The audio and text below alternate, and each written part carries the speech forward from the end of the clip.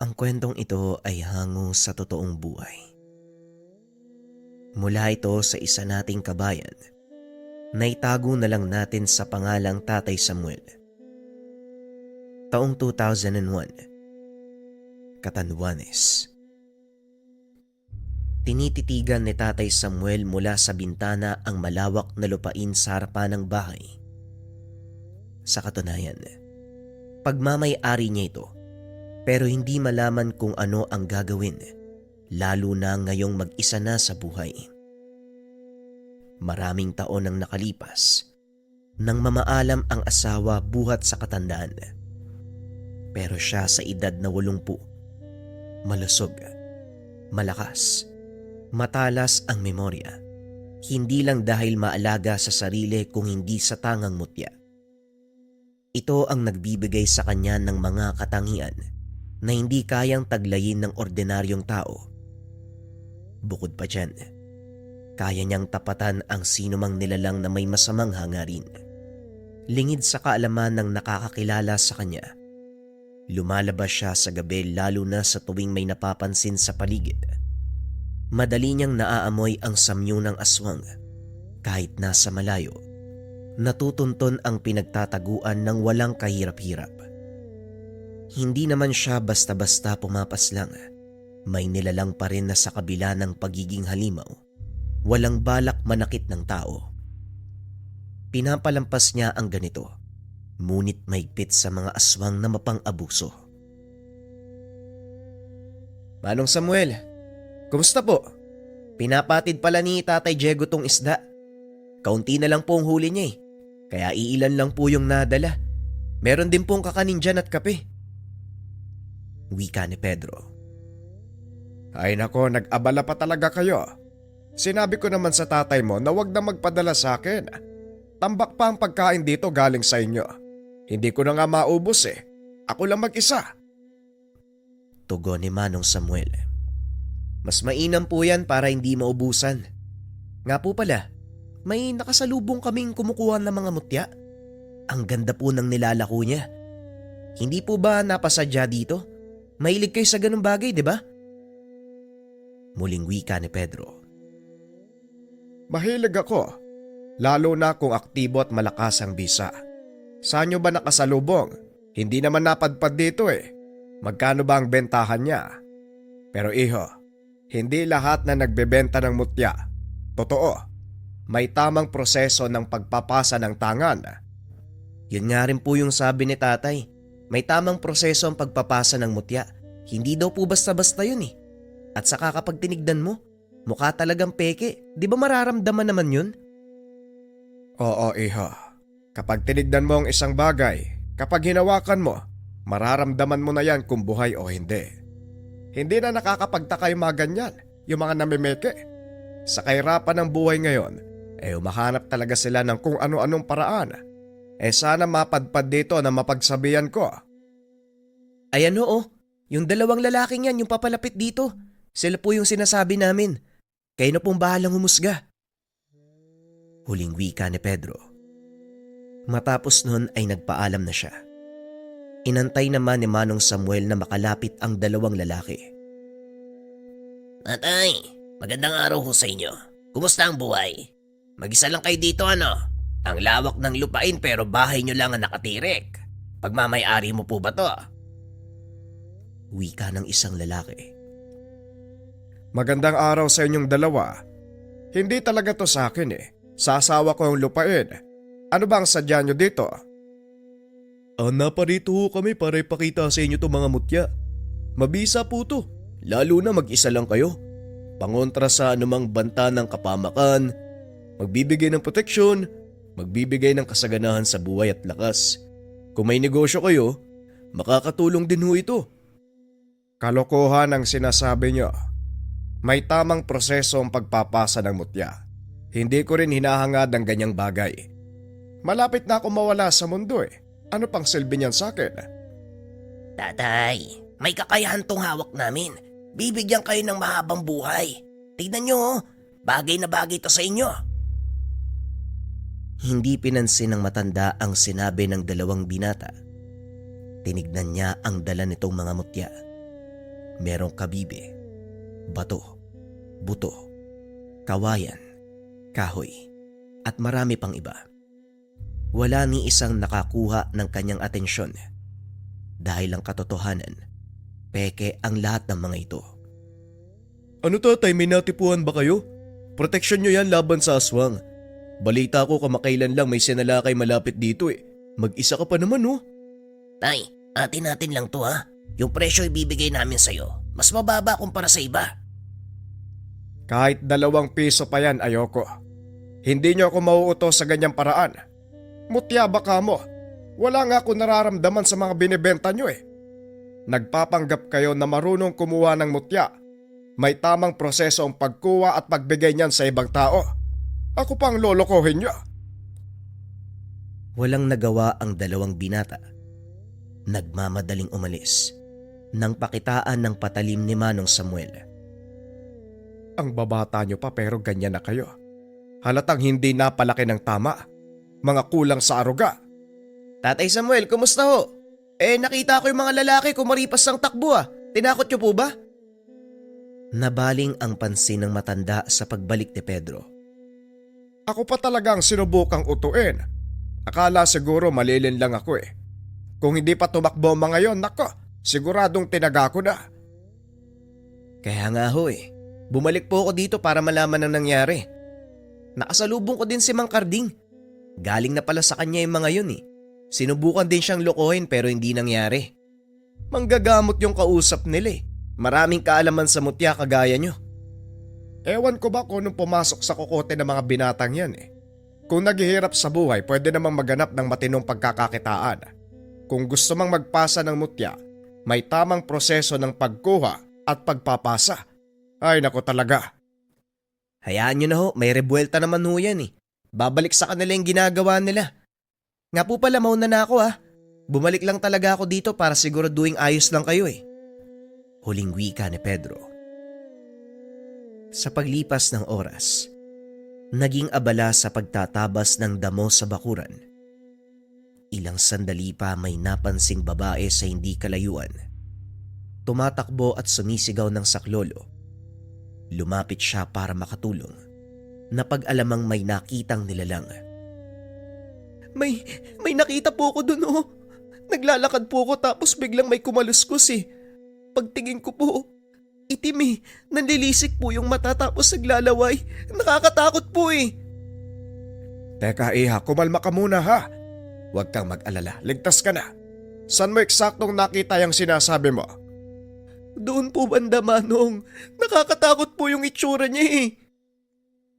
Naluluha pa ang babae habang nagsasalita. Hinatid niya na lamang ito sa tahanan. Sobra ang takot nito. Hindi makalakad ng maayos. Pagbalik ng matanda, dumiretso siya sa itinurong lugar kung saan nakita ang nilalang. Ginalugad niya ang mga kawayan. Walang magilap. Subalit naaamoy ang natitirang bakas ng nilalang. Nakilala niya kaagad kung anong uri. Ay kita mo nga naman oo. Umabot na dito ang mga aswang.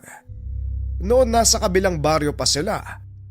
Pero ngayon nandito na sa amin. Ang agang lumabas Mataas pa ang sikat ng araw. Pero nagsisimula ng manggambala. Muli niyang sinuri ang buong lugar. Nagbabaka sakaling may makita pang bakas. Pero makalipas ang ilang sandali, umuwi na lamang siya ng tahanan. Pagkarating ay nakaabang na si Pedro. May dalang pananghalian. Nakangiti pa habang nag-aantay. O ano na naman yung dala mo? Pakisabi sa tatay mo, tama na ang pagpapadala. Mamaya kayo naman ang maubusan eh. Magutom kayo, samantalang ako busog. Si tatay po kasi marami namang naluto. 2 lang kasi kami sa bahay. Hindi nauubos yung pagkain kaya dinadalan ko na lang po kayo. Pritong isda sa kasaging. May kanin din po yan. Ay talagang kompleto pa ano. Mahal na mahal talaga ako ng tatay mo Ele ka sa loob, pagsaluhan natin. Hindi na po Tatay Samuel. Kailangan ko na pong bumalik eh. Makikinig ako sa usapan doon sa amin. Nagkagulo kasi dun eh. Yung kapitbahay namin nakakita daw ng nilalang sa kawayanan. Makikiyosyoso ko para malaman din yung nangyayari sa paligid natin. Tay, mag-ingat kayo ha. Malapit yung tahanan nyo sa kawayan oh. Ilang beses nang may nakitang nilalang dyan eh. Ganun ba? Salamat sa pagpapaalala. O siya, makisyoso ka na doon tapos balitaan mo ko ha. Sa pag-alis ni Pedro ay kumain na si Tatay Samuel. Pagkatapos ay pumunta sa lumang kaban kung saan itinatago ang mutyang tangan. Matagal na panahon na nang ginamit niya ito nang minsang may napadpad na aswang sa kanyang tahanan. Kaibigang Mutya, muli na naman tayong magtutulungan. May nagpaparamdam na naman sa ating baryo. Naway matapos natin kagad ang problema. Wika sa mutya habang hawak-hawak ito sa harapan. Ang tangan niyang mutya, walang iba kung hindi ang mutya ng kawayan. Ilang dekada ng hawak. Nasa kanya na ito noong kabataan pa. Nagagamit lang sa tuwing may nilalang na maliligaw. Matapos linisin ang tangan, kinargahan niya ito ng orasyon. Kitang-kita niya kung paanong nagliwanag ang bawat dulo ng kawayan. Naglalabas pa ito ng kung anong usok. Nangangahulugan. Aktibo na muli ang gamit.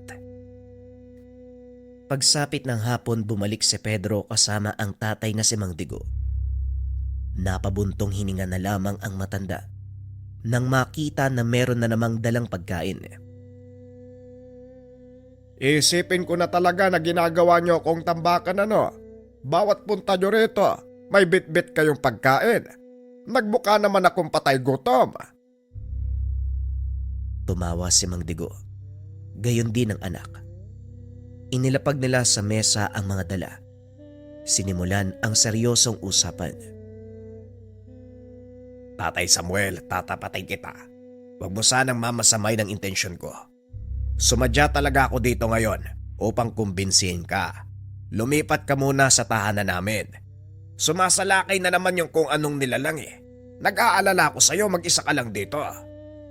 Oo nga ho, may bakanting kwarto pa naman sa bahay namin eh. Tatay Samuel, doon ka na lang po muna. Nakakatakot na po kasi mga nangyayari. Hindi lang isa sa kapitbahay namin ang nakakita.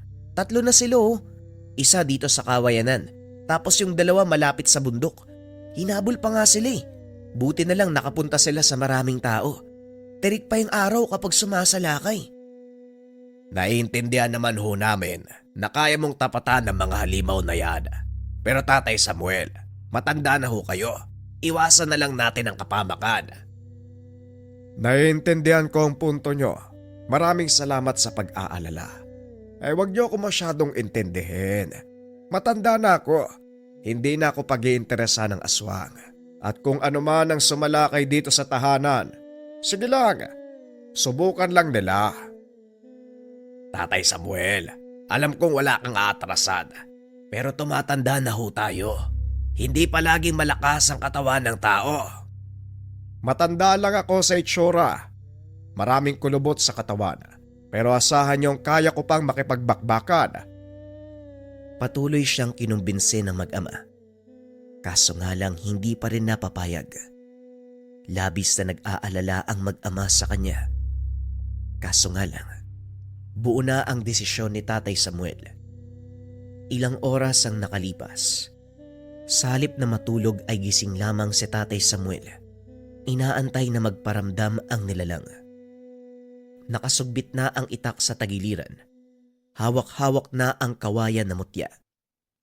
Kahit madilim ang paligid, nakatambay siya sa labas. Pasimpleng humihigop ng kape para hindi antukin. Makalipas lamang ang ilang sandali, nararamdaman na ang presensya ng aswang. Hindi pa man ito nakikita sa paligid. Damang-dama at naaamoy niya ito. Ay naku, ang tagal magpakita ng nilalang na to ah. Nasaan kaya to banda ng bibiktima? Dumito ka sa kinalalagyan ko. Tayong 2 magtuos. Wika ng matanda sa nilalang. Paiba-iba ang direksyon kung saan ito nagtatago. Biglang nawawala sa pakiramdam. at biglang bumabalik ang pag-alingasaw. Aba, sinusubukan pa yata akong lituin ah. Pasensya ka. Nakita ko na yung ulo mo eh. Nandiyan ka pa talaga sa damuhan ano? Nagtatago ka. Mas matangkad ka kumpara sa damo. Lumapit na si Tatay Samuel. Hindi siya napapansin ng nilalang. Nakatalikod ito habang nakatingin sa isang tahanan. Merong buntis doon sa lugar. Sanggol pala ang nais nito ngayong gabi ah. Tignan natin kung makuha mo pa ang sanggol na yan matapos kong pugutin yung ulo mo. Nang makapwesto sa bandang likuran ng aswang, sumipol siya para maagaw ang atensyon ng nilalang. Sa sandaling lumingon, kagad niyang tinaga. Nakaiwas pero nadaplisan sa muka. Nagmamadali pang tumakbo, ngunit hindi na hinayaang makatakas. Sa kawayanan ito nagtungo. Hindi naman siya nahirapan kahit madilim dahil kabisado ng matanda ang lugar. Sinubukan ng aswang na sumiksik sa bawat paligid upang hindi makita. Pero masyadong matalas ang pangdama ng matanda. Wala itong kawala. Matapos hablutin sa pinagtataguan, paulit-ulit niya itong tinaga. Akala mo siguro madadaan ako sa taguan ano? Madilim nga dito, pero nararamdaman kita.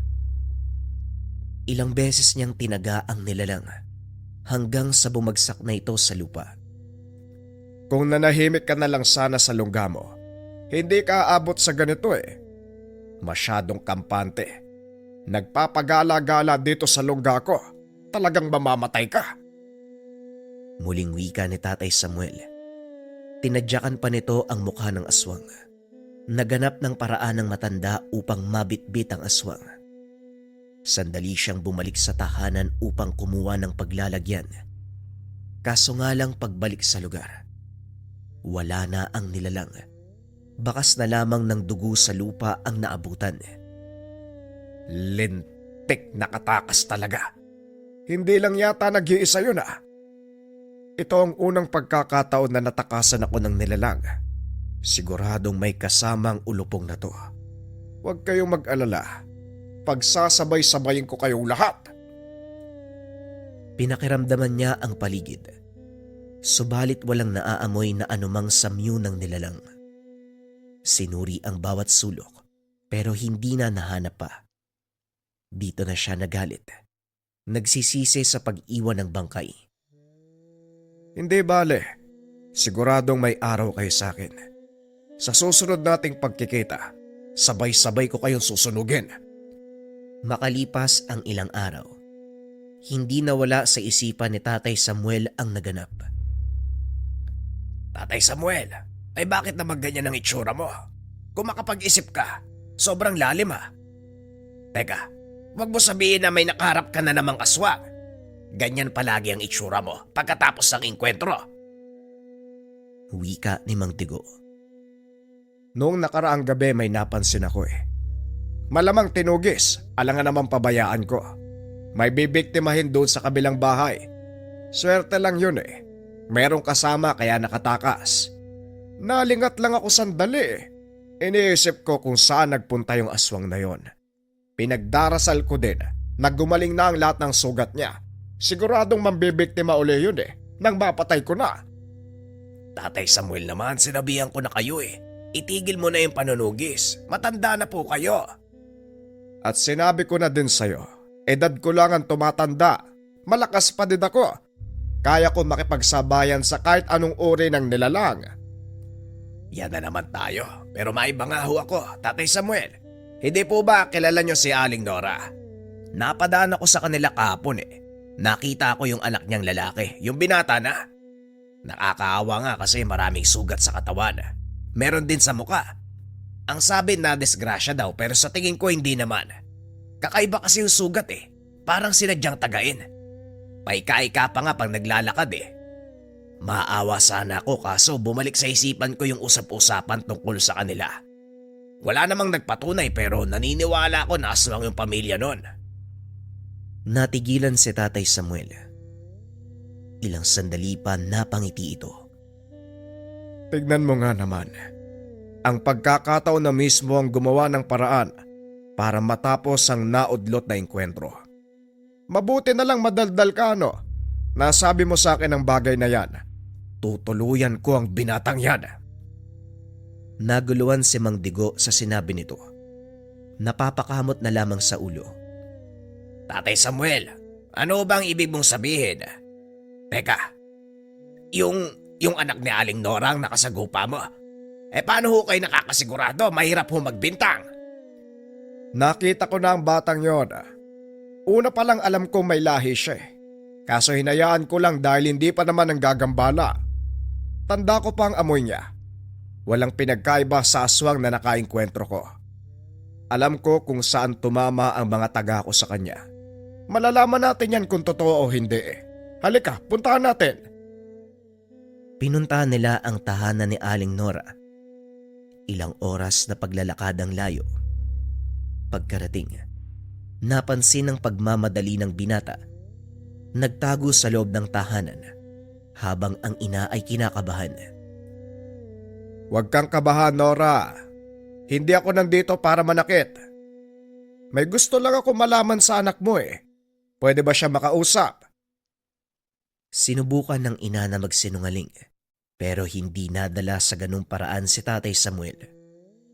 Napilitan siyang ilabas ang anak. Matapos makita ng matanda ang mga sugat sa katawan, napag-alaman na ito mismo ang nakalabang aswang. Hindi ko alam kung anong gagawin sa'yo, Tutoy. Pero sige, pagbibigyan kita. Huwag ka nang umulit. Kung nagugutom ka o nauuhaw, humanap ka ng ibang paraan. Huwag kang mamerwisyo ng ibang tao. Pero kung hindi ka pa rin susunod, siguradong hiwalay ang ulo mo sa katawan mo at susunugin kita ng buong buo. Pasensya na, Nora. Alam kong mabuti kang aswang at hindi nang gagambala ng tao. Pero itong anak mo, sumaway sa mga batas. Malamang nagkakaintindihan naman tayong dalawa, no?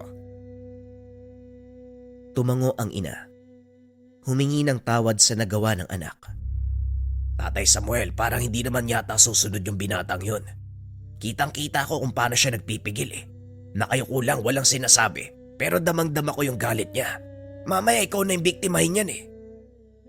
Kung magkaganyan man, malalaman talaga ng binatang yon ang kanyang kakalagyan. Kilala natin si Nora. Sa kabila ng katauhan, mabuti naman siya eh. Sa loob ng mahabang panahon, wala siyang biniktima. Etong anak niya lang talaga yung sumira eh. Ipagdasal na lang natin na madaan sa disiplina. Ilang araw ang lumipas. Inakala ni Tatay Samuel na nagkaintindihan sila ng binata dahil wala nang napapabalitang nagpaparamdam na aswang. Ngunit nagulat na lamang siya sa mismong tahanan sinalakay. Anak nang, nagpapagaling ka palang hayop ka. Akala ko pa naman maayos ng usapan natin. Mabuti naman at ako ang pinuntirya mo, hindi kung sino-sino. Sandali, lalabas ako ng bahay, diyan tayo magtuos. Pagkalabas ng matanda, sinugod kagad siya ng aswang. Natumba ang matanda. Sinamantala ng nilalang ang pagkakataon. Dinaganan siya at sinakal. Masyadong maigpit ang pagkakakapit at nahihirapan na siyang huminga. Sinubukan niyang makawala, pero hindi basta-basta ang lakas nito. Hanggang sa biglang uminit ang mutya ng kawayan. Umusok ang katawan ng matanda. Ramdam ng nilalang ang init nito. Napaso ang katawan ng aswang, kaya kagad siyang lumayo sa matanda. Kinuha nito ang pagkakataon upang makuha ang itak. Hindi tinantanan sa pagtaga ang nilalang. Sa bawat pagtaga ni Tatay Samuel, kasabay nito ang pag-usok ng katawan na tila ba nasusunog ang balat sa bawat pagtama ng taga. Ilang sandali pa ay naglupasay na ito. Nagmamakaawa na wag tuluyan, pero sagad na ang galit ni Tatay Samuel. Binalaan na kita, hindi ba? Naglakas loob ka pang bumalik at sa akin ka pa maghihigante. Ikaw na mismo ang gumawa ng tadhana mo, iho.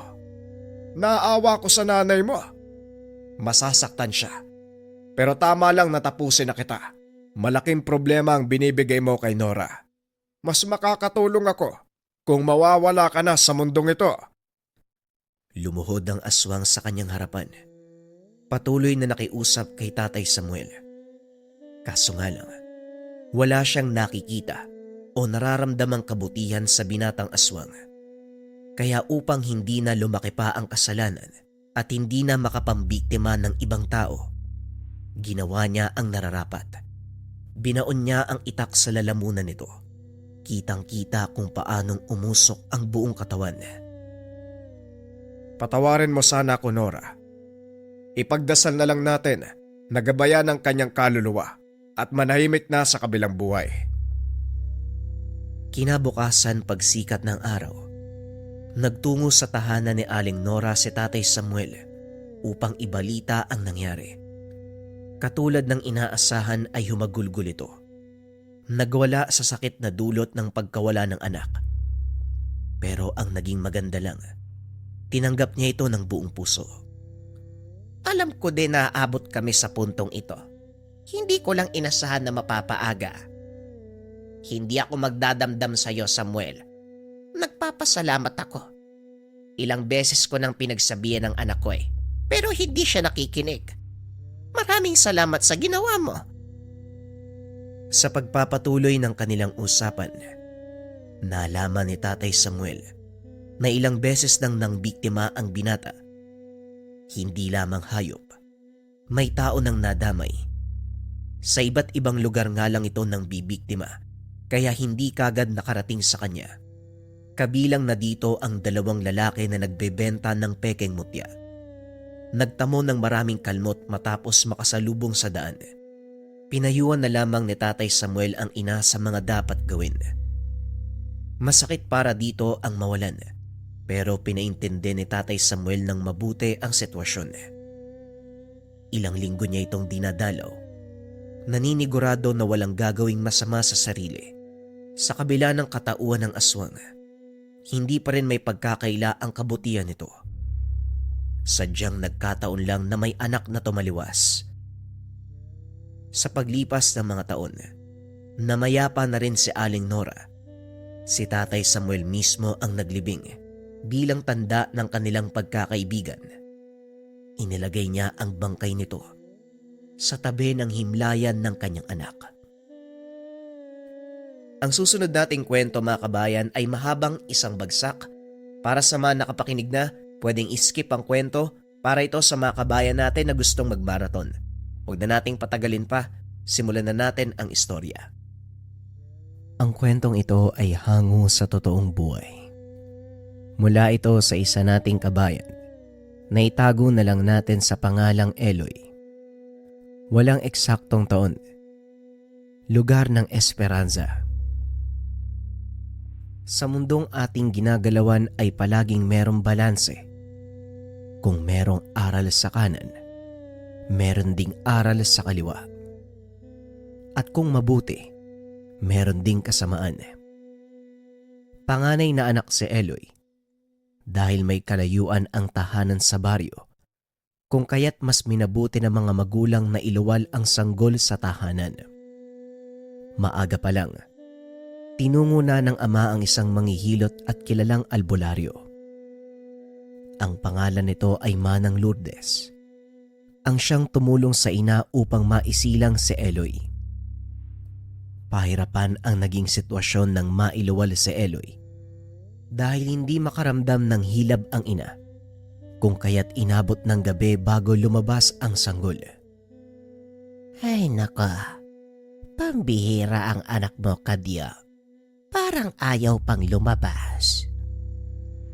Maraming salamat ho, Aling Lourdes ha. Ihatid ko na ho kayo. Nako, hindi pa ako maaaring umuwi. Batid ko ang mga nilalang na nagbabantay. Lahat sila nag-aantay sa tahanan niya. Ha? Ano pong ibig niyong sabihin? Halika, ipapakita ko sa iyo. Matapos marinig ang sinabi ng matanda, kagad na lumapit si Kadyo upang makita ang tinuturo nito. Rinig ni Kadyo ang mga letrang pabulong na sinasambit sa kanya. Ngunit hindi niya maintindihan gayong bago lang ito sa pandinig. Ilang sandali pa, matapos masambit ng matanda ang mga kataga, inihipan niya ng 3 beses sa ulo si Kadyo. Dahil dito, ramdam niya ang biglang pangingilabot ng buong katawan. "Nakikita mo ba yan?" Kagad namang tinignan ni Kadyo ang puno ng niyog kung saan nakaturo ang matanda. Biglang bumilis ang tibok ng puso at halos matumba dahil sa kilabot. "Ano yan? Aswang ba yan, Manang Lourdes?" "Impakto ang tawag dyan. Isa lang yan sa mga nilalang na nakamasid dito sa tahanan. Kaya mas mainam kung hindi na muna ako uuwi. Batid kong may espesyal sa iyong anak. Kaya sila narito." Dahil sa mga nasilayan kung kaya't pumayag si Kadyo sa nais nito. Hindi nagtagal ay muling bumalik sa loob ang dalawa upang tignan ang kalagayan ng mag-ina. Pagsapit ng hating gabi, normal naman ang lahat. Ngunit habang mahimbing na natutulog si Kadyo, bigla itong nagulat matapos marinig ang pagsigaw ng asawa. "Manang Lourdes, ano pong nangyayari? Bakit pinipilit ng anak ko na iikot yung ulo niya patalikod? Manang, anong gagawin ko?" Dali-daling bumangon si Kadyo. Nakitang abala sa pagpapausok ng kamangyan ng matanda. "Kadyo, maiwan ka muna dito sa mag-ina mo. Lalabas lang ako sandali. Ipapakita ko sa mga panghas kung sino ba si Lourdes." Matapos itong banggitin ng matanda, hawak ang garapon na puno ng asin. Nagmamadaling lumabas si Manang Lourdes habang patuloy na nag-uusal. At dahil sa gawa sa kawayan ang dingding ng tahanan, kung kaya't minabuting sumilip ni Kadyo kung ano man ang gagawin ng matanda sa labas. Nang mga panong ito, lampara o sulo ang pangunahing liwanag tuwing lumalabas ng tahanan kapag gabi. Nang makalagpas si Aling Lourdes sa liwanag ng lampara, labis ang pagkamangha ni Kadyo matapos makita na lumiliwanag ang bitbit ng matanda. Simpleng asin lamang, biglang nagliwanag ng matapat sa dilim. Naging kulay berde ang hawak ni Aling Lourdes at ang labis pa na nagpamangha kay Kadyo nang ihagis na ang asin. Kapag tumatama sa kung anong bagay ang asin ay bigla itong lumiliyab. Wala mang makitang kalaban si Kadyo. Kapansin-pansin sa kilos ng matanda ang pagmamadali sa tuwing dumadakot ng asin. Halos 1 oras ang tinagal ng kaganapan hanggang sa napatigil si Aling Lourdes. Kinuha nito ang isang patay na dahon ng niyog, sinigaan hanggang sa lumiyab. Sa pagtayo ni Aling Lourdes, mabilis itong tumakbo at winasiwas ang bitbit na sulo hanggang tumama ito sa kung anong bagay. Dahil sa ginawa ng matanda, kung kaya't biglang lumiyab ang isang wangis ng tao, mabilis itong tumakbo patungo sa kakawian. Nang masiguradong ligtas na ang paligid, muling bumalik sa tahanan si Aling Lourdes. Tiniyak na maayos ang lagay ng mag-ina at muling nagpausok ng kamangyan. Inikot ang buong kwarto, maging ang labas ng tahanan. Dahil sa mga nangyari, kung kaya't hindi na nakatulog si Kadyo hanggang sumikat ang araw. "O Kadyo, mauna na ako ha. Ikaw nang bahala sa mag-ina mo. Hindi na rin magkakamaling bumalik pa ang mga nakita mo kagabi." "Maraming salamat po sa tulong niyo, Manang, ha. Mas maganda po siguro kung magkakape muna kayo." "Ay nako, wag na. Doon na lang ako sa bahay. Kailangan ko ring makauwi ng maaga. Alam mo na, maraming nagpapagamot tuwing umaga." Matapos marinig ang sinabi nito, hindi na nagpumilit pa si Kadyo. Mas binigyan ng atensyon ang asawa at anak. Sa paglipas ng panahon, hanggang sa naging binata si Eloy walang kakaibang naganap. Lumaki ng normal si Eloy kasama ang ina at ang 3 kapatid. Nang mga panong ito ay nasa edad 20 na si Eloy. Namulat ito sa mundo ng hiwaga noong papalapit na ang ika-21 kaarawan. Dahil panganay at nag-iisang anak na lalaki, kaya pinaghandaan ng ama ang papalapit na kaarawan. Habang abala sa pagbibiyak ng kahoy, bigla itong tinawag ng ama upang kausapin. "Bakit po tay? May uutos po kayo?" Wala naman anak. Nga pala bukas kaarawan mo na. Wala ka bang naisimbitahan? "Nako tay, saan naman tayo kukuha ng panghanda? At saka wag na kayo mag-alala. Sapat na sa akin yung magkasama tayo." Huwag mong alalahanin yon. Yung isang baboy natin pwede nating katayin yung bukas. Para mag-imbita ka ng mga kaibigan mo. Matapos marinig ang mga sinabi ng ama, halos hindi magmaliw sa tuwa si Eloy dahil sa sorpresang pahanda nito. Nung mga oras na yon ay umalis ng tahanan si Eloy upang imbitahan ang mga kaibigan. Hindi naman bababa sa 5 ang kaibigang inimbitahan, ngunit 4 lang ang sigurado na makakapunta sa kaarawan. Habang nasa daan pabalik ng bahay, napansin ni Eloy si Aling Lourdes, hirap sa pagbitbit ng kung anong halaman. Aling Lourdes, magandang hapon po. Tulungan ko na po kayo. Ay nako, maraming salamat, iho. Hindi ba ikaw yung anak ni Kadyo at Maning? Opo, galing po ako sa bahay ng mga kaibigan ko nag-imbita. Nga po pala Aling Lourdes, kung hindi po kayo abala bukas baka pwede kayong pumunta sa bahay.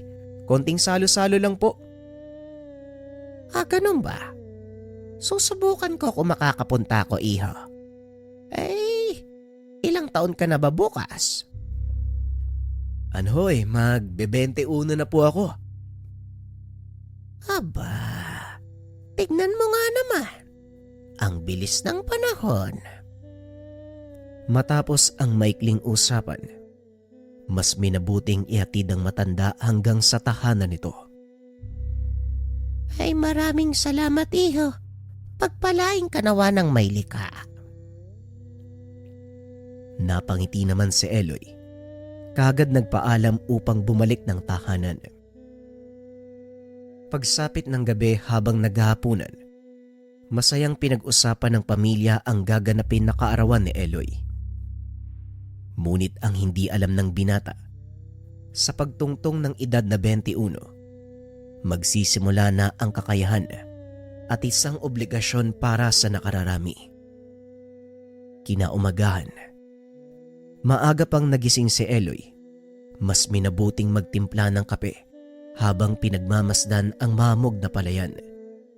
At sa hindi kalayuan, kapansin-pansin si Aling Lourdes na papalapit sa tahanan. Kitang-kita ng mga mata ni Eloy kung papaanong lakaran ni Aling Lourdes ang mga palay. Animoy matitibay ang mga palay, gayong hindi ito natutumba sa tuwing lalakaran ng matanda. Nang mapansin ito na nakatitig si Eloy, napangiti ito habang patuloy sa paglapit. Dahil sa pinapakitang kakayahan ni Aling Lourdes, mabilis itong nakarating sa tahanan. Maligayang kaarawan, iho. Nandyan ba ang tatay mo? Oho, nasa loob po. Uy, Manang Lourdes, napabisita ho kayo. Maaari ba kitang makausap ng tayo lang? Matapos marinig ang sinabi ng matanda, kaagad pumasok si Eloy bitbit ang kape. Labis naman ang pagtataka ng binata. Iniisip kung ano ang naging usapan ng dalawa. Makalipas ang ilang minuto, habang abala sa paghuhugas ng kawa si Eloy, bahagya itong natigilan matapos marinig ang boses ng ama. Eloy, halika nga muna sandali dito. Ano ho yan tay? Bakit po? Samahan mo muna si Manang Lourdes sa bahay niya. Ayoko na ng maraming tanong ha. Basta sumunod ka na lang. Dahil sa narinig, kung kaya't walang nagawa ang binata, walang pag-aalinlangan na sinunod ang utos ng ama. Habang nasa daan, pansin ni Eloy na palinga-linga ang matanda. Aling Lourdes, ayos lang po ba kayo? Sa bahay ko na sasabihin sa'yo mga dapat mong gawin. Sa ngayon, bilisan natin ang paglalakad. Habang hindi pa ganong karami ang taong dumadaan. Wala namang naramdamang kakaiba si Eloy, kung kaya't hindi ito nag-isip ng kung ano-ano tungkol sa matanda. Makalipas ang ilang minutong paglalakad, nakarating si Eloy sa tahanan ng matanda. Pumasok ka. Antayin mo ko dyan sa upuan. May kukunin lang ako sa likod ng bahay. Tumango naman si Eloy bilang pagsang-ayon dito. Kilala si Aling Lourdes bilang manggagamot sa kanilang lugar. Ngunit hindi pa nito pinahintulutan ang kung sino man na pumasok sa kanyang tahanan. Tanging sa munting kubo niya pinapapunta ang mga taong nagpapakonsulta. Kung kaya't labis ang pagkamangha ni Eloy matapos makita ang iilang garapon at mga halamang gamot na nakasabit sa tahanan. Ngunit ang labis na nagpamangha kay Eloy nang makita ang isang dahon na kasing laki ng malunggay. Wala masyadong hangin ang nakakapasok sa loob, gayong nakasara ang pintuan at bintana ng bahay. Paikot-ikot ang dahon sa loob ng bahay. Animoy isang insekto, pabalik-balik kong lumipad. Lilipad papunta sa kusina, babalik sa silid ng matanda at muling babalik sa sala. Napag-alaman ni Eloy na isa itong uri ng dahon matapos tumigil kakalipad ang bagay at dumampi sa kanyang palad. Iho, mukhang hindi ko na kailangan pang ibigay ang mutya sa'yo. Parang ikaw na mismo ang pinili ng mutya ng malunggay. Ano pong ibig yung sabihin? Itong dahon? Hindi nga ako nagkamali sa'yo. Mula nang ipinanganak ka, naramdaman ko na ang bugso ng enerhiya sa iyong katawan. Ayon kay Aling Lourdes, kaya wala siyang pinapapasok sa kanyang tahanan. Matagal nang lumilipad ang mutya ng malunggay paikot-ikot sa bahay. Ibinigay ito ng gabay, isang napakalaking aso na may malaking sungay. Hindi sumailalim sa kapangyarihan ni Aling Lourdes ang bagay. Dahil sa pagmamatigas ng mutya, kung kaya't hinayaan niya itong lumipad sa loob ng tahanan ng maraming taon. Hindi ordinaryong aso ang gabay ni Aling Lourdes. Nahahanay ang uri nito sa mga maharlikang nilalang. Batid kong ikaw ang inaantay ng tangan. Kaya ngayong 21 ka na. Ito na siguro ang regalo ko sa iyo. Salamat ho. Salamat ho, pero Huwag kang mag-alala, Eloy. May rason ang lahat ng bagay. Marahil maguguluhan ka sa ngayon. Pero darating ang araw, malalaman mo rin ang dahilan. dahil sa mga sinabi ni Aling Lourdes, panandaliang napatahimik si Eloy, gayong masyadong mabilis ang mga kaganapan. Ito lang naman ang sadya ko. Maaari ka nang umuwi kung gusto mo, ha? Kung meron kang mga katanungan, maaari kang bumalik dito sa bahay. Kahit anong oras pwede. Sige ho, Aling Lourdes. Maraming salamat ho . Tuloy na ho ako. Matapos magsalita ni Eloy, tanging pagngiti ang naging sagot ng matanda. Habang nasa daan, tulalang naglalakad si Eloy habang iniisip ang mga nangyari. Pre, hoy. Parang malalim pa sa busay ng dagang-dagang iniisip mo, ah. Anong sabi mo? Kanina ka pa dyan? Oo, Kanina mo pa ako nakasalubong. Nagtataka nga ako di mo ako pinapansin eh. Bakit? Piling pogi ka? Piling pogi. San banda ba? At saka wag mo nga akong intindihin. Saan ka ba pupunta? Ito naman hindi mabiro eh. Pinapapunta ako ni tatay sa bahay ni Tio Ramon dun sa bayan. May sasabihin daw tungkol sa maaaring trabaho sa Rizal. Oy, nga pala maligayang kaarawan ha. Susunod na lang ako. O sige, ingat ka. Kita na lang tayo mamaya sa bahay. Matapos ang maikling usapan, muling ipinagpatuloy ni Eloy ang paglalakad upang tulungan ang ama sa pagkatay ng baboy. Nang marating ang bahay, nakita ang ama na abala sa pagkiskis ng balat ng hayop. Dali-dali nitong pinuntahan si Eloy upang tulungan. Naging abala ang buong pamilya sa maghapon dahil sa tulong ng bawat isa kung kaya't maagang natapos ang gawain. Sa pagsapit ng hapon, habang inilalatag ang mesang gagamitin para sa mga bisita, bahagyang natigilan si Eloy matapos marinig ang tinig ni Joji. Pare, maligayang kaarawan ha. Sakto wala pang bisita. Pero pwede ka bang makausap sandali? Oh, ano yun? Bakit magdadala ka ng ulam pag uwi mo? Oo naman, basta ibalik mo lang yung pinggan namin. Nako hindi yun. Pero sige magdadala ako, matik na yun.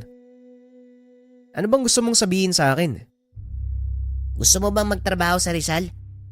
Ang sabi kasi sa akin ni Tio Ramon, 2 tao daw yung kailangan nila eh. Anong klaseng trabaho ba yan? Magtitinda ng karne ng baboy sa palengke. Malaki din yung kita dun ha. Makakapagpadala ka pa dito kay Uncle Kadyo. Ganun ba? Pag-iisipan ko, magpapaalam muna ako kay nanay. Maupo ka muna dyan, darating na rin yung iba nating kaibigan mamaya. Makalipas ang ilang sandali, isa-isang dumating ang ilan pang kaibigan ng dalawa. Naging masaya ang lahat sa pagdiriwang ng kaarawan ni Eloy. Kinagabihan, matapos makauwi ang mga bisita, mas minabuting kausapin ni Eloy ang magulang tungkol sa naging usapan nila ni Joji. Ganun ba? Sa akin walang problema kung yan ang nais mo, anak. Malaki ka na. Alam mo kung anong tama't mali. Basta anak ha, mag-iingat ka. Wala pa naman tayong kamag-anak na pwede mong lapitan dun, lalo na kapag kailangan mo ng tulong. Alagaan mo ang sarili mo. Maraming salamat po nanay at tatay ha. Huwag kayong mag-alala, mag-iingat ako dun. 2 araw ang lumipas matapos mapapayag ang mga magulang. Kasama si Joji, bumiyahe ang 2 patungong Rizal, kung saan nag-aantay ang kamag-anak ni Joji na ang pangalan ay Chris. Hindi naman naging mahirap kay Eloy na pakisamahan ang shuwi ni Joji. Binata ka na, Loya. Kumusta naman si Paring Kadyo sa probinsya? Ayos lang naman ho, malakas pa ho sa kalabaw. Mabuti naman kung ganon. O sige na, alam kong pagod kayo eh. Pumasok kayo dyan sa pangalawang kwarto. Yan ang magiging silid nyo. Sa susunod na tayo mag-usap pagkatapos yung magpahinga. Matapos marinig ang sinabi ni Chris, kaagad tumuloy ang 2 sa kwarto upang matulog. Kinabukasan maagang nagising ang magkaibigan. Gayong maghakot pa ito ng ilang karne patungo sa palengke. Joji, akala ko ba magtitinda tayo ng karne? Bakit parang kargador ang bagsak natin? Ang sabi kasi ni Tio Chris, ito daw yung ibebenta natin. Wala pa kasi yung mga kargador eh. Mamayang 7:00 pa daw maghahatid ng stock. Matapos maintindihan ng sistema, hindi na nagtanong pa si Eloy at nagpatuloy na sa paglalakad. Bitbit nila ang ilang kilo ng baboy. Nang makarating sa palengke, bumungad naman si Chris na abala sa paglilinis ng pwesto. O nandyan na pala kayo. Dito nyo ilapag. Joji, di ba alam mo na ako nung sistema dito? Ikaw nang bahala kay Eloy ah. May pupuntahan pa ako sa kabilang barangay eh. Kukuha lang kami ng mga baboy na gagamitin sa susunod na araw. Andyan din yung termos sa baba. Magtimpla na lang kayo ng kape bago magsimula sa paghiwa. Naging abala sa maghapon ang magkaibigan. Maswerte namang maaga pa lamang. Magsasara na ang tindahan dahil ubos na ang paninda. Nang makabalik sa tahanan, sakto namang kakauwi lang ni Chris.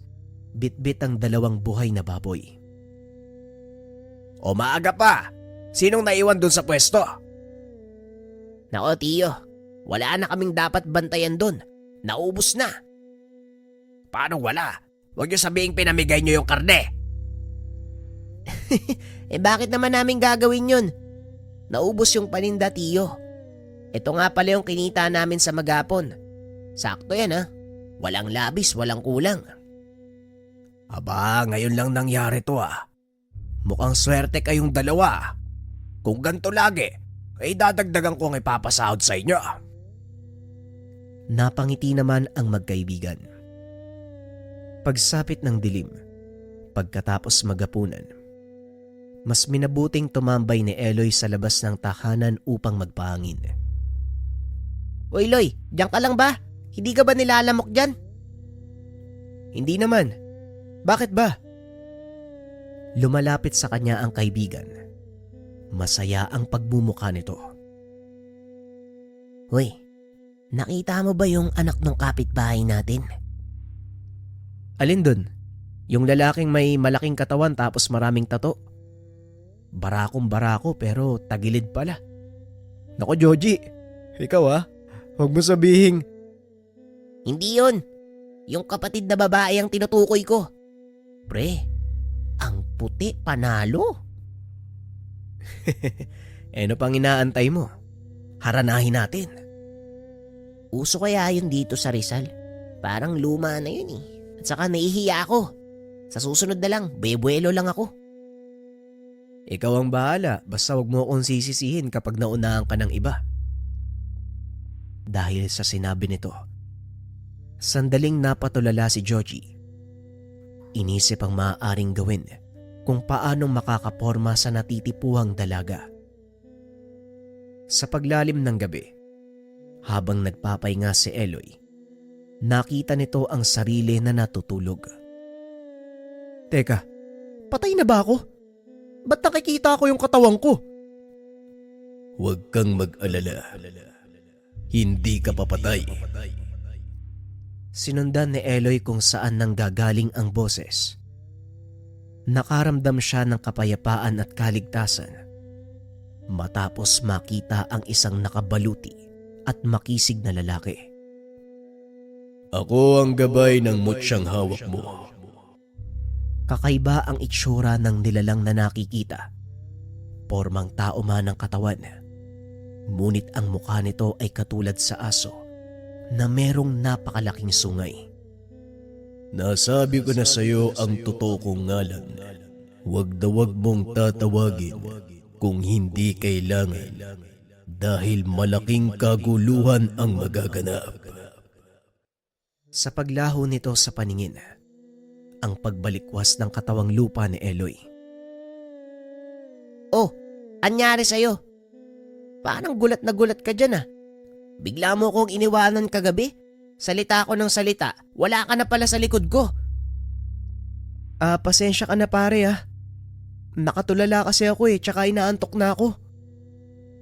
Okay kayong dalawa. Gumalaw-galaw na kayo dyan. Anong oras na? Sige tiyo, maliligo lang muna kami. Tutuloy na rin kami sa palengke. Mabilis na kumilos ang dalawa upang pumasok sa trabaho. Pagsapit ng tanghali, habang abala sa paghihiwa ng karne ang dalawa, hindi nito inaasahan ang pagdating ng isang dalaga. Magkano dito sa liempo? Pre, bigyan mo na yan Tatapusin ko lang to. Habang nakayuko, abala sa paghihiwa ng buto-buto. Manong, kuya, nagsasalita ba tong kasama mo? Huy, pre, Joji, anong ginagawa mo? Pasensya ka na binibini Baka nagandahan to sa'yo Hoy, Joji, ano na? Nasaan ba si Manong Chris? Wala ba siya dito? Wala ho eh. Mula ngayon, kami na ng kasama ko'y magtitinda dito. Mukhang suki kayo ah. Oo, sa totoo niyan, kapitbahay lang namin siya eh. Mag-iiyaw sana kami ng nanay ko. Pwede ba 2 kilo ng yempo? Sige ho. Sandali lang ha. Matapos maibigay ni Eloy ang karne, saka pa lamang nahimasmasan si Joji. Pre, grabe no? Ang ganda. Pambihira kang tao ka. Mapapagalitan tayo niyan sa ginagawa mo eh. Pre, siya yun eh. Yung kapitbahay natin. Ang ganda no? Kaya naman pala. Yung pala yun. Bakit kasi hindi mo kinausap? Nanigas ka dyan eh. Sige na, pakiabot na nga lang yung ulo. Umayos ka na rin dyan. Tulad ng dati, maagang nakauwi ang magkaibigan matapos maubos ang paninda. Ganito ang naging buhay ng dalawa sa loob ng ilang araw. Hanggang sa dumating ang pagkakataon, katapusan ng buwan. Habang abala sa ginagawa si Eloy ay bahagya itong natigilan matapos marinig ang boses ng isang lalaki. O maglagay na kayo, dalian nyo. Marami pa ang pupuntahan namin. Malaking tao at nasa 6 ang bilang nila. Pansin ni Eloy ang dalang baril, nakasugbit sa tagiliran. Ano pong kailangan nila? Bingi ka ba? Siguro bago ka dito ano? Akin na ang lagay nyo. Hindi ba kayo sinabihan ng amo nyo? Pasensya na po ah. Wala pong binilin sa amin na magbibigay kami ng kung ano mang kailangan nyo. Pera ang kailangan namin. Yung kinita nyo kaninang umaga, para yon sa proteksyon nyo. Teka, ano pong proteksyon? At saka baka mapagalitan ako kapag binigay ko sa inyo yung pera eh. Siguro mas mainam po antayin na lang natin yung may-ari mamaya. Anong aantayin? Hindi mo ba narinig? Nagmamadali kami. Ano ba? Magbibigay ka ba o papatikimin pa kita? Matapos marinig ang sinabi ng lalaki, bahagyang naagaw ang atensyon ni Eloy. Narinig niya din ang salita ng gabay.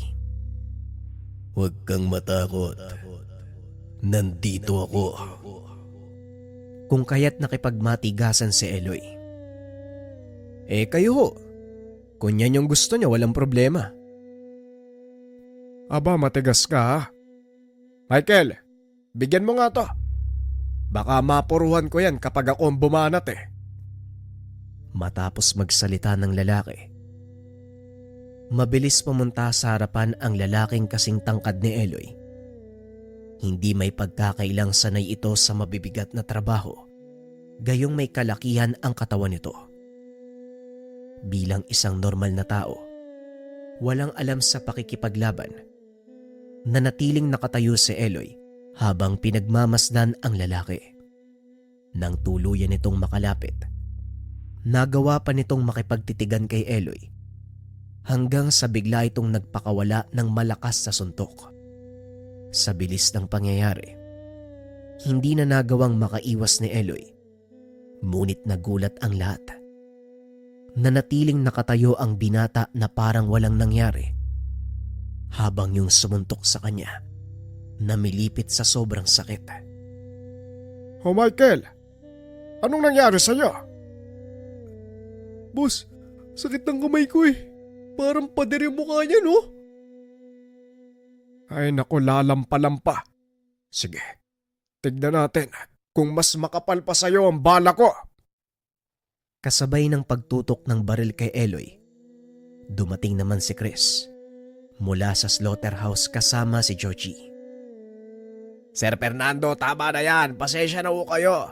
Hindi ko po napagsabihan ng mga bata tungkol sa bigayan natin tuwing katapusan ng buwan. Pagsabihan mo tong bata mo ha.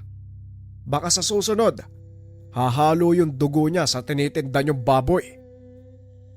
Ay sige ho, ito po yung bigay ko. Huwag kayong mag-alala, hindi na ho mauulit.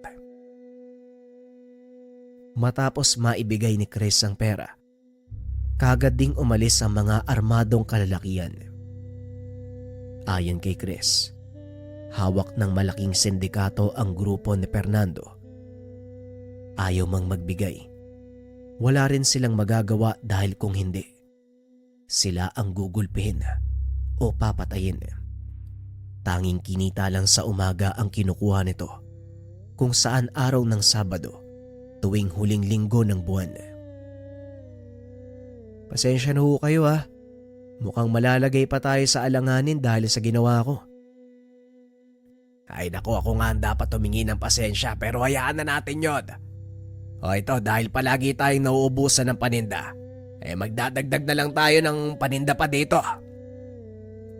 Matapos ang naging mainit na kaganapan, muling bumalik sa pagtitinda ang dalawa na parang walang nangyari.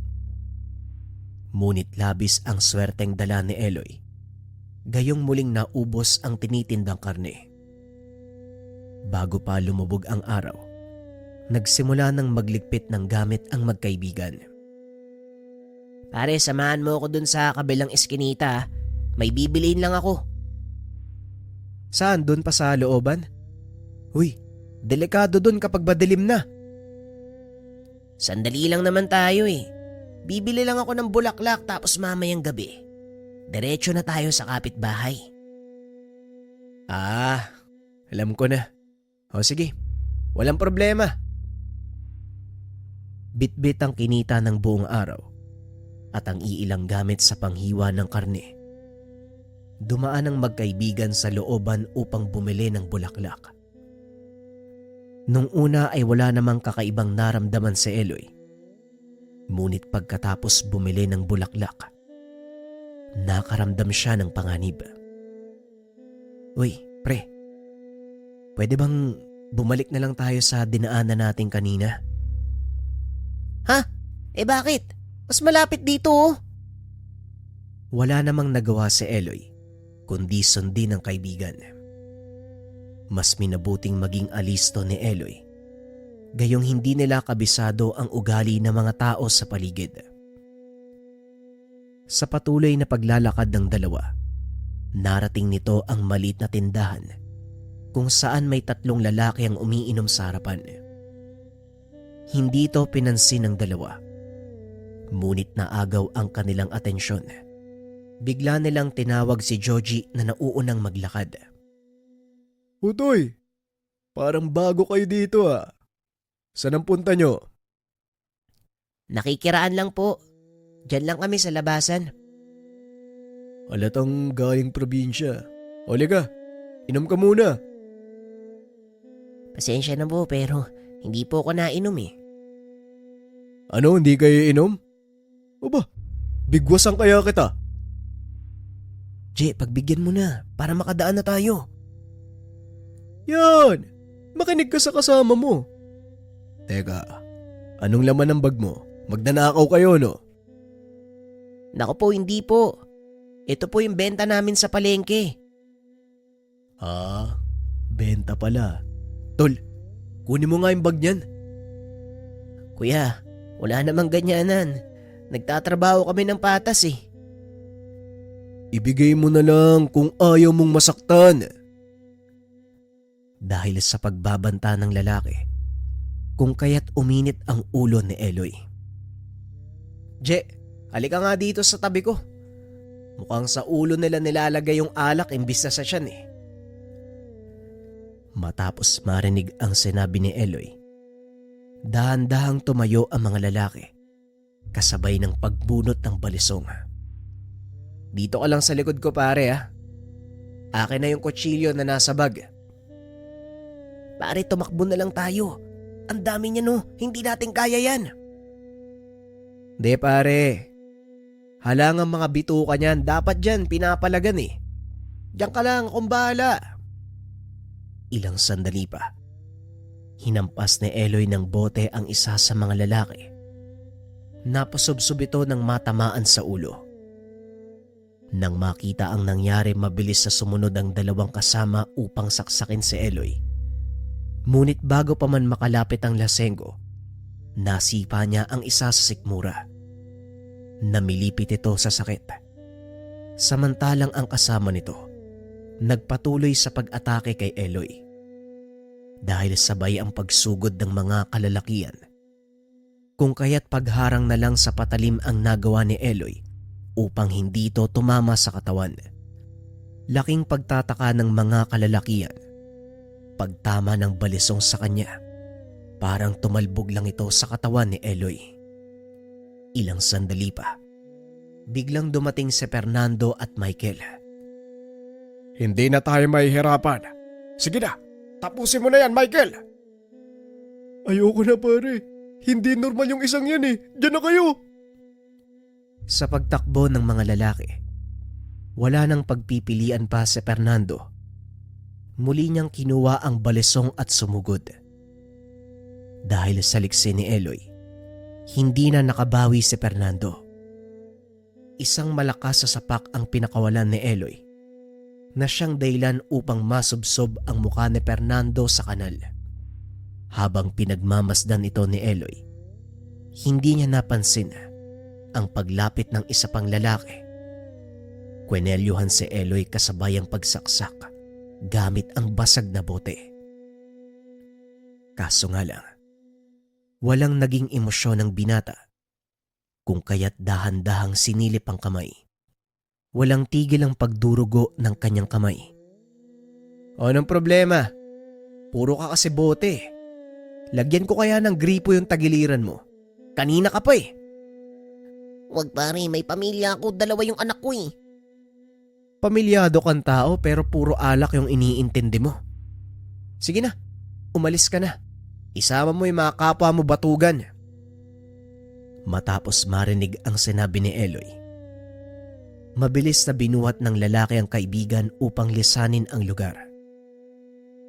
Pare, maraming dugo yung damit mo ah. Ayos ka lang ba? Oo, ayos lang ako. Saka hindi naman sa akin yung dugo na to eh. Nang makauwi na ang dalawa, sumalubong si Chris sa harapan ng tahanan. Kanina ko pa kayo inaantay eh. Saan ba kayo galing? Anong oras na oh? Teka, bakit puro dugo yung damit mo, Eloy? Yun nga po eh, may dinaanan kami dyan sa looban. Nakursunadahan pa kami ng mga lasing eh. Ay Diyos ko naman oh, hindi ba kayo nasaktan? Sino yung humarang sa inyo?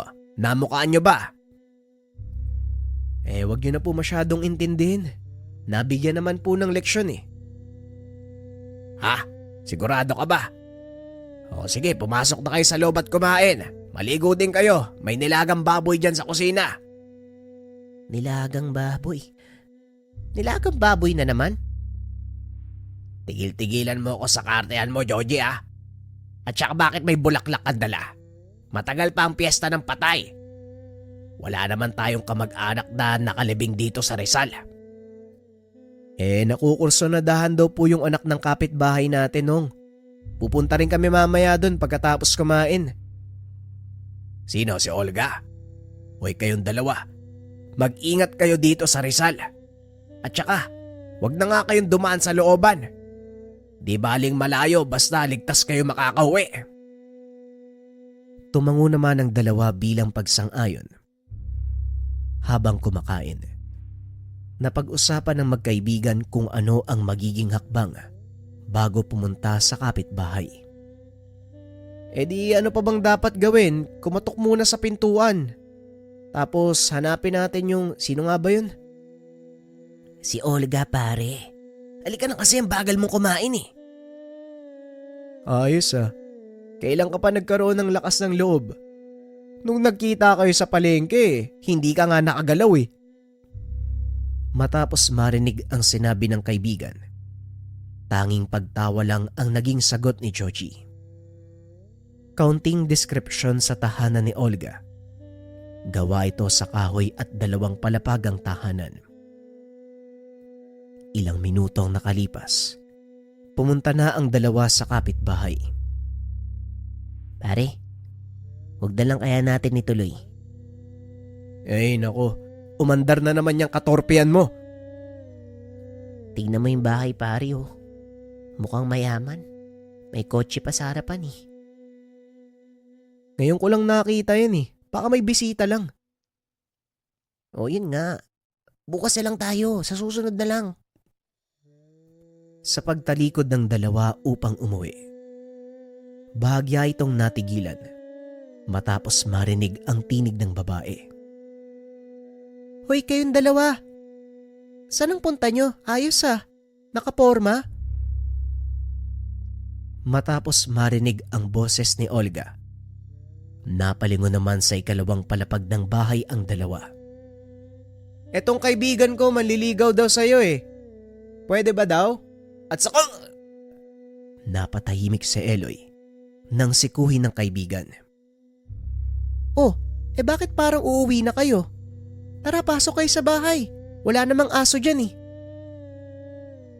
Dahil sa sinabi ng dalaga, kaagad bumalik ang magkaibigan. Pagbukas ng pintuan, hindi na nagdalawang isip na pumasok ang dalawa. Oh, sino yung mga yan? Manliligaw ko. Bakit pa? Ano to, koleksyon? Pasalamat ka nga, Olga, nililigawan kita eh. Sino ba kayong mga kutong lupa? Boss, magdahan-dahan ka naman sa pananalita mo. Hindi porket maayos yung damit nyo, may karapatan na kayo na manlait ng kapwa nyo. Oo nga, Patrick. Pwede ba umuwi ka na? Kanina ka pa nandito eh. Dahil sa sinabi ng dalaga, padabog na umalis ang lalaki. Olga, sino yun? Wala yun, manliligaw ko. Nakakairita nga eh, kanina pa yun dito sa bahay. Kung hindi kayo dumating, baka hindi pa umuwi yun eh. Kayo ba, manliligaw din kayong dalawa? Ako wala akong plano, sumama lang ako eh. Eto lang si Joji. Oy, pre, dun muna ako sa labas ah. Antayin kita dun para makapag-usap kayo ng maayos. Tumangulang naman ang kaibigan. Makalipas ang ilang sandali, nakayukong lumabas ng bahay si Joji. Oh, pre, ba't ganyan yung mukha mo? Pinalayas ka rin no? Hindi pre, tinapat niya ako eh. Hindi daw ako tipo. Kaya pala. Baka may natitipuan ng iba. Ba't pa tayo pinapasok? Akala niya daw kasi ikaw yung manliligaw. Pero ayos lang naman sa akin. Nakita mo yung babaeng suki natin tuwing Biyernes? Parang yun na lang yung gusto ko. Yun yung liligawan ko. Ay nako, pambihira. Hindi ko naman tipo yung Olga na yan eh. Halatang mataray. Tara, uwi na tayo, magpahinga na lang tayo. Pagsapit ng umaga, pagbangon pa lamang, ramdam na ni Eloy ang kakaibang init na nararamdaman. Tulad ng nakagawian, maaga pang tumungo sa palengke at binaliwala ang naramdaman. Madilim pa, nasa pwesto na ang dalawa. Habang abala sa ginagawa, napatigil si Joji matapos makita ang paglapit ng isang matandang babae. Kung susuriin, animoy nasa edad 90, may gitna ang matanda. Kulubot ang balat, uugod-ugod sa paglalakad. Magandang umaga po, Nay. Masyado pong maaga yung pagpunta nyo dito sa palengke ah. Kayo ang dahilan kung bakit sumubsob sa kanalang muka ng apo ko. Pare, Eloy, huy! Oh, problema mo? Nang makita ni Eloy ang matanda, ramdam nito ang kakaibang aura na bumabalot sa pagkatao nito. marahil ikaw ang may gawa. Humanda ka. Hindi ako titigil hanggat hindi nalalagay sa bote ang kaluluwa mo. Huwag mo nga akong pinagbabantaan ng ganyan. At saka, huwag ka rin magtago sa nakakaawang anyo ng matanda. Alam kong hindi ganyan yung itsura mo. Matapos marinig ang sinabi ni Eloy, ngumiti ang matanda at umalis sa lugar. Loy, nakakatakot naman yung matandang yun oh. Siguradong yung mga lasinggero yung tinutukoy niya eh. Aswang ang isang yun. Mukha lang mahina, Nagtatago sa anyo ng matanda pero sobrang lakas ng isang yun. Ha? Aswang? Hanggang dito ba naman sa Rizal merong aswang? Matapos ang kaganapan, nagtrabaho na ang dalawa. Nawala na rin ang kakaibang nararamdaman kung kaya't alam ni Eloy sa kanyang sarili. Ang matandang yon ang dahilan kung bakit nagbibigay ng babala ang katawan. Sa pagsapit ng tanghali, habang nag-aantay ng mga customer, kita naman si Olga na papalapit sa kanilang pwesto. Eto na pala yung order nyo kay Ninong. Salamat ha. Magkano nga pala to? Wala kasing sinabi si Manong Chris eh. Wag na. Sabi ni Ninong bayad na daw yan eh. Habang abala sa pagbalik ng pera sa pitaka ang dalaga, napansin ni Eloy ang pamilyar na muka. Masama itong nakatitig sa dalaga. Ilang sandali pa naglabas ito ng baril, kung kaya't mabilis na kumilos si Eloy upang iharang ang katawan sa dalaga. Umalingaw-ngaw ang putok ng baril sa buong lugar dahil sa ginawa ng manliligaw ni Olga. Wala mang maramdamang kirot.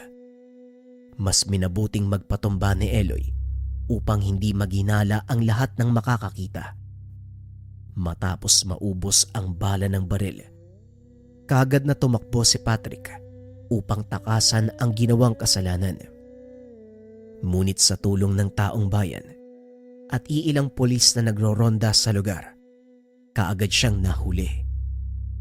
Uy, Olga. Ayos ka lang ba? Ayos lang ako. Dapat nga ako yung nagtatanong yan eh. Ikaw yung iniisip ko, baka may tama ka. Gusto mong daling kita sa ospital? Hindi na, wag mo na akong intindihin. Hindi tumama yung bala. Ayos lang ako. Dahil sa mga nangyari, inanyayaan ng dalawa upang pumunta sa presinto. Ngunit bago pa tumungo sa lugar, mas minabuting magpalit ng damit ni Eloy. Gayong puro butas ito dahil sa tumamang bala. Halos magdidilim na rin bago pinalabas ng presinto ang dalawa. Sabay silang naglakad pauwi. Nakilala ni Eloy ang totoong ugali ni Olga. Matapos ang mahabang paglalakad, masaya itong pumasok ng tahanan. Ngunit amoy ni Eloy ang isang pamilyar na usok. Oh, ayos ka na ba, Noy? Opo, Ninong. Teka, sino yung matandang yan? Bakit siya nagpapausok? Nagpapalayas ba kayo ng masamang elemento sa bahay? Parang gano'n na nga. Hindi ko alam kung anong nangyayari pero matapos kong mabalitaan, kaagad akong pumunta ng palengke. Dagdag pa nito nang marating ang pwesto. Nakita niyang wala sa sarili si Georgie. Gumagalaw ito kapag may bumibili. Walang kibo at tila hindi kontrolado ang bawat kilos. Pagdating nito sa tahanan, bigla itong nangisay matapos makita ang imahe sa altar. Dahil sa mga nasaksiyan, kung kaya't mas minabuting magpatawag ng manggagamot kaysa sa doktor. Chris, ginawa ko ng aking makakaya. Malakas namang kukulam ang pumeperwisyo sa pamangkin mo. Tang, baka maaari niyong subukan uli. Hindi maaaring mapahamak si Georgie. Baka hindi ko mapatawad ang sarili ko. Pinilit pa ni Chris ang manggagamot. Ngunit aminado ito na hindi niya kaya ang kalaban. Siguro maghanap na lang kayo ng iba. Talagang hindi ko kaya. Matapos magsalita ng manggagamot ay kagad na siyang umalis sa lugar. Bagyang natigilan si Eloy nang marinig ang tinig ng gabay. Pumunta ka sa kabilang barangay. May malawak na lawa sa lugar. Kunin mo yung pinaiikutan ng mga litap-tap. Matapos marinig ang sinabi ng gabay ay mabilis na kumilos si Eloy upang mailigtas ang kaibigan. Manong, may kukunin lang ako ha. Makakatulong yung kay Georgie. Oo, sige, ikaw nang bahala. Kahit anong paraan gawin natin, mailigtas lang yung kaibigan mo. Hindi na nagsayang ng oras si Eloy. Kaagad na sinunod ang sinabi ng gabay. Mataas sa bundok ang tinahak. Marating lang ang nasabing lawa. Ang lawak pala nito. Saan ko naman makikita yung sinasabi mo? Bahala na nga. Sa patuloy na paglalakad ni Eloy, napansin niya ang isang tangkay. Pinaiikutan ng mga alitaptap. Masyado nang malayo at malalim ang pwesto nito. Walang pag-aalinlangan na lumangoy ang binata upang makuha ito. Eto na kaya yon? Teka, parang normal na tangkay lang to ah. Yan ang pinapakuha ko. Ilaga mo, ipainom sa iyong kaibigan. Bilisan mo, bago pa mahuli ang lahat. Kagad tumakbo pauwi ng tahanan si Eloy. May kalayuan man, ngunit hindi siya nakakaramdam ng pagod. Ilang minutong nakalipas, nang marating ang bahay, napatigil sa pagtakbo si Eloy matapos makita ang isang nilalang na nasa bubong na tila naghahanap ng butas. Ilang sandali pa umalingasaw ang napakabahong aroma na parabang nanggagaling sa nilalang. O ikaw, anong ginagawa mo dyan? Dahil sa ginawang pagsigaw, napatigil sa ginagawa ang nilalang at humarap sa kanya. Kitang-kita ang pulang mga mata. Mahaba ang pangil. Patuloy lang sa pagtulo ang laway ng nilalang. Eloy, ano ba yan? Bakit ka sumisigaw dyan? Bumukas ang pintuan. Mabilis na tumakbo si Eloy papunta kay Chris upang magtago. Ano bang nangyayari sa'yo? Hinahabol ka ba ng multo? Hindi lang basta multo. May aswang sa taas ng bubong natin. Kagad niyang ipinakita ang bitbit na tangkay. Binigyan ng direksyon si Chris kung paano ito gagamitin. Ako nang bahala sa labas. Kailangan ko lang ng itak. Kagad lumabas ng bahay si Eloy upang harapin ang nilalang. Kitang-kita ni Eloy na nakatitig pa rin ito sa kanya.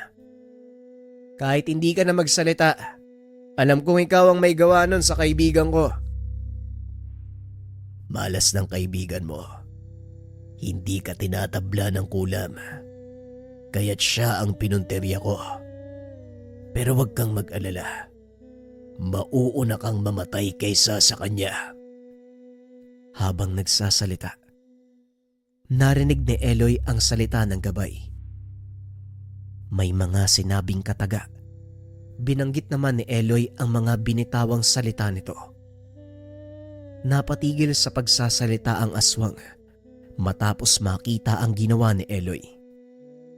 Walang pagdadalawang isip na sumugod ang aswang para pigilan si Eloy.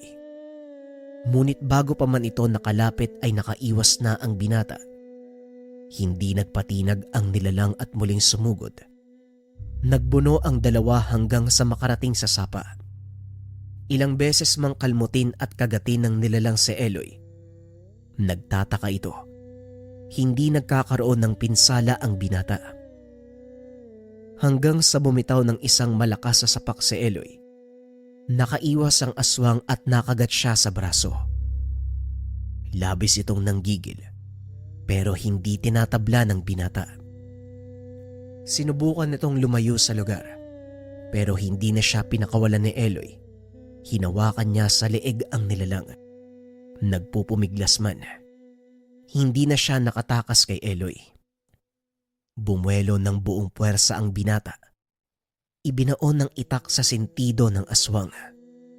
Nang mamatayang nilalang, sinunog niya ang katawan nito upang walang maiwang ebidensya.